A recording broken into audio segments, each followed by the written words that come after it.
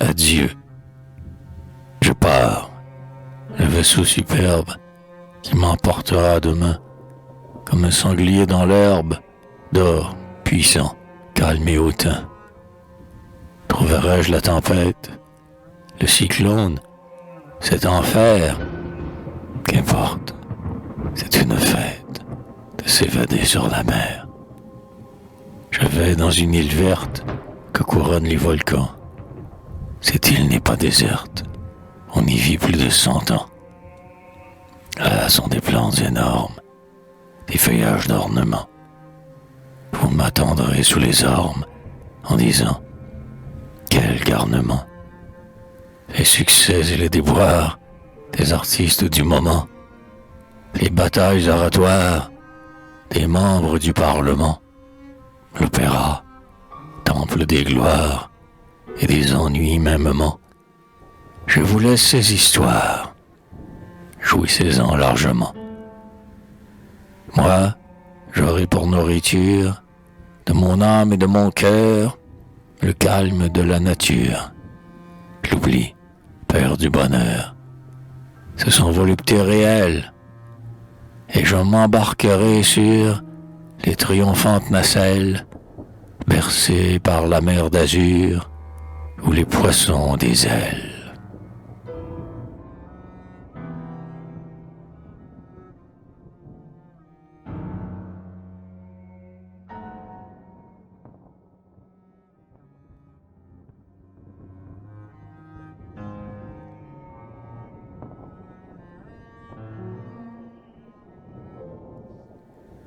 En Espagne, guitare et mandoline ont des sons qui font aimer. Tout en croquant des pralines, Peppa se laisse charmer. Quand je t'en dièse, bécard, mandoline et guitare vibrent pour la désormais. Mandoline avec guitare accompagnent de leur bruit les amants suivant le phare de la beauté dans la nuit. Et Johanna montre, féline, guitare avec mandoline, sa bouche et son œil qui lui.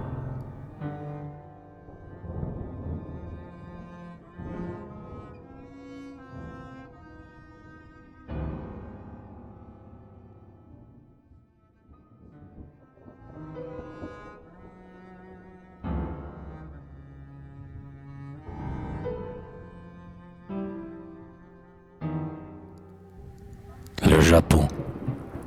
Rêve de lac et d'or, le Japon merveilleux, planète inaccessible, étonnement des yeux, brillait là-bas. Ce qu'il accomplissait naguère, aucun peuple n'a su ni ne saura le faire. C'était surnaturel à force d'être exquis. Son génie éclatait dans le moindre croquis. Il avait sa façon de comprendre les choses.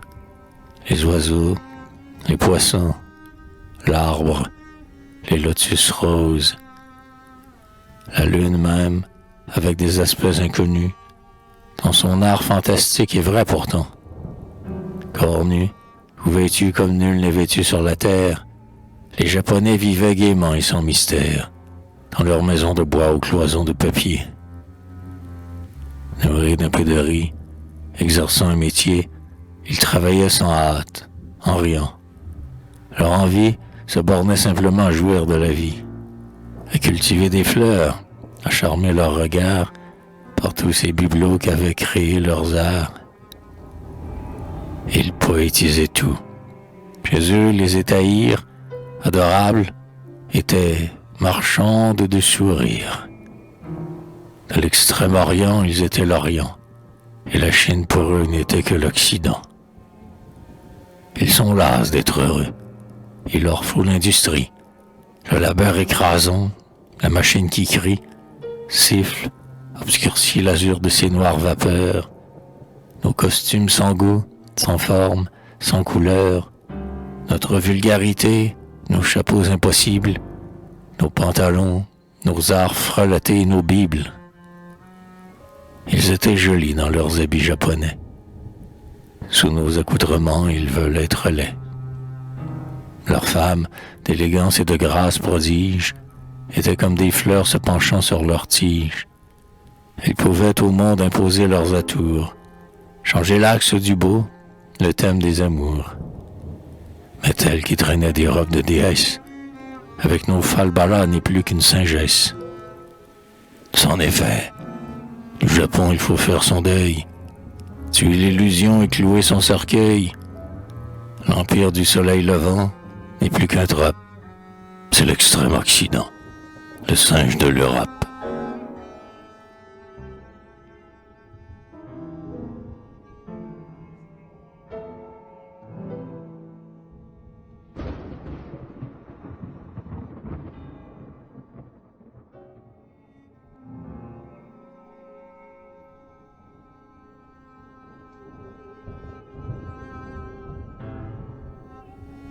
L'arbre. L'arbre dont on fera des planches est vivant. Il lève ses branches comme de grands bras vers les cieux. Avec un murmure joyeux, il agite son beau feuillage. L'oiseau, plus joyeux que sage, en chantant viendra se poser. Il donne à la terre un baiser de fraîcheur dans la forêt sombre. On oserait compter le nombre de ses feuilles et de ses fleurs. C'est une fête de couleurs, quand sa verdure monotone s'enrichit au feu de l'automne, de pourpre et d'or. Dans ses ramures, la nuit, comme en des chevelures, on voit briller les diamants, aux yeux éblouis des amants. Les constellations scintillent. Des peuples d'insectes fourmillent sur lui, vivent de son sang clair, pur et limpide comme l'air qui baigne sa cime orgueilleuse. L'enfant, la fillette rieuse, malgré son âge et son aspect, Auguste, viennent sans respect cueillir avec des cris de joie ses fruits savoureux, douce proie. Il est la force et la beauté, il est la vie et la gaieté. À la madriade pareille, dans ses flancs se cache l'abeille. La longue racine, sans bruit, trace son chemin dans la nuit. Elle est l'obscure nourricière, tandis qu'inondé de lumière, l'arbre balance dans l'azur, son front verdoyant, d'un pas sûr, elle s'enfonce dans la fange. L'arbre chante et rit, elle mange. La feuille respire au soleil, la fleur ouvre son sein vermeil, mais la racine vit sans joie. Pour que l'arbre à nos yeux déploie tant de charme et de splendeur, il faut qu'au monde des laideurs, de la pourriture fétide, elle plonge dans l'ombre humide. La froide limace, le ver, toute une faune de l'enfer rampe sur son écorce grise. Elle s'insinue, elle brise la pierre sous son lin fort. Dans l'œil de la tête de mort, elle enfonce ses radicelles sans hésiter. Elle est de celles qui ne s'arrêtent devant rien. Pour elle, il n'est ni mal ni bien. Ah, dans les rayons, les étoiles et l'azur, à travers les voiles des légers brouillards du matin, admirez l'arbre, le satin des feuilles, le velours des mousses, le vert tendre des jeunes pousses. D'un œil charmé, voyez encore l'éclat des fleurs et des fruits d'or, mais ne cherchez pas le mystère de la racine sous la terre.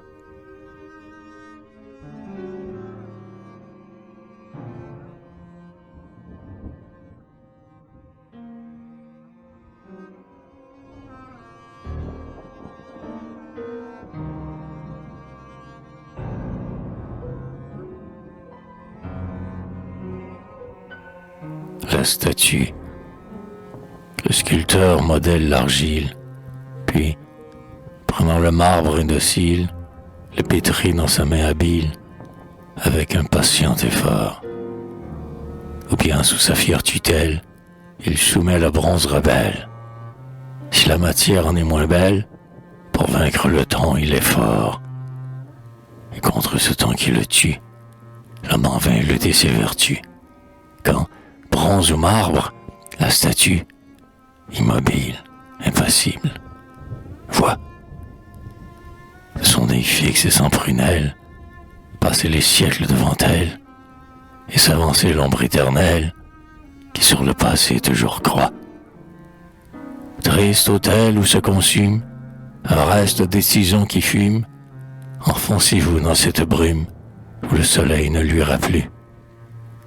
Les dieux meurent, leurs temples vides sont comme ces déserts arides où frissonnaient jadis les rides des grands océans disparus.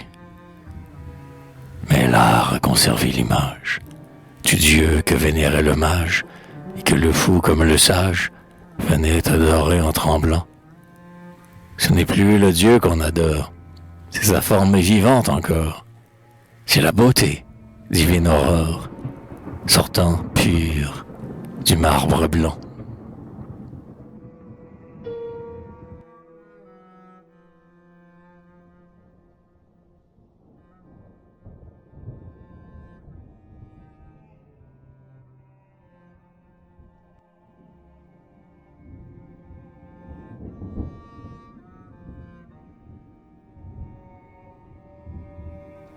Mort.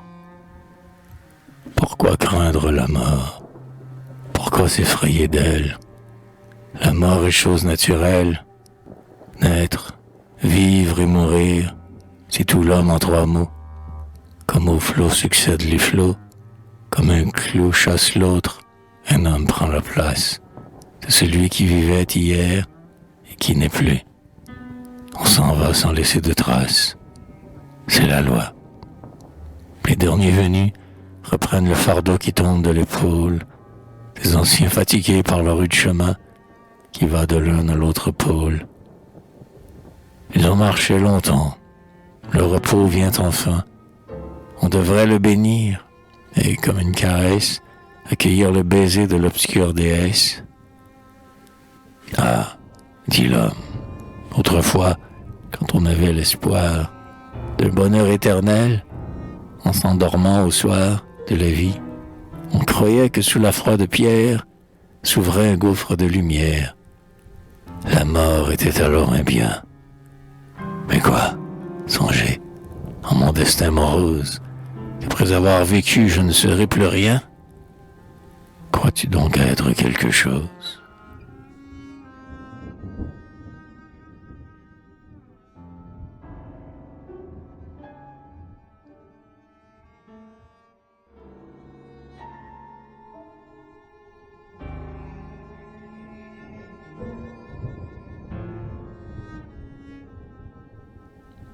Le pays merveilleux. Lorsqu'on a cheminé bien longtemps dans la plaine, que les pieds sont lassés du chemin parcouru, on voit surgir au loin, vision surhumaine, le mont géant. Il est brusquement apparu, enveloppé d'azur et baigné de lumière. Plus haut que la nuée aux contours éclatants, il élève sa cime. On dirait qu'à la terre, il est extérieur. Six pics étincelants se dressent radieux dans un monde de gloire. C'est le pays à rêver, c'est l'Olympe des dieux qui boivent le nectar sur des trônes d'ivoire. C'est l'idéal. Montons, allons vivre en ces lieux enchantés. Gravissons la montagne. Courage! Encore, montons encore, toujours. Élevons-nous au-dessus des forêts, au-dessus de l'orage, qui pour nous arrêter roule d'effrayants coups de tonnerre, et soufflant ses bruyantes rafales, brise disperse au loin les branches des sapins. Là-haut, plus de tempêtes et plus de brouillard pâle qui voilent le soleil. Les vigoureux alpins, bravant sans hésiter fatigues et vertiges, auront pour récompense un séjour merveilleux, interdit à jamais aux faibles. Des prodiges attendent le regard de ces audacieux qui méprisent le sol aux rampes et timides. En route vers les cieux, loin des plaines humides, en avant. Mais le roc a déjà remplacé la terre verdoyante et les pentes fleuries. Malgré l'ardent soleil, c'est un souffle glacé qui tombe sur nos fronts. Nos mains endolories s'écorche au contact de la muraille à pic qu'il faut escalader au risque de la chute. Plus un être vivant, le scorpion, l'aspic, habitant des déserts, abandonne la lutte avec une nature implacable. Voici la neige immaculée, et voici dans la glace, perfide qui se fend, s'entr'ouvre et sans merci nous engloutit l'affreux piège de la crevasse. Enfin l'air manque, et l'on respire avec effort. Le pays merveilleux est celui de la mort. Et c'est la plaine alors, la plaine des daignés, déroulant à nos pieds des tableaux inconnus, qui dans l'azur et dans la lumière baignée, oppose sa richesse aux rochers froids et nus. La vie à sa surface est partout répandue. Confondant sa limite avec celle du ciel, l'œil ne peut mesurer son immense étendue. Ô mirage qui fait d'un calice de fiel, la coupe dont l'éclat fascinant nous attire, tu nous trompes toujours. L'inassouvissement de l'âme des humains est l'éternel martyr, et de leur fol orgueil l'éternel châtiment.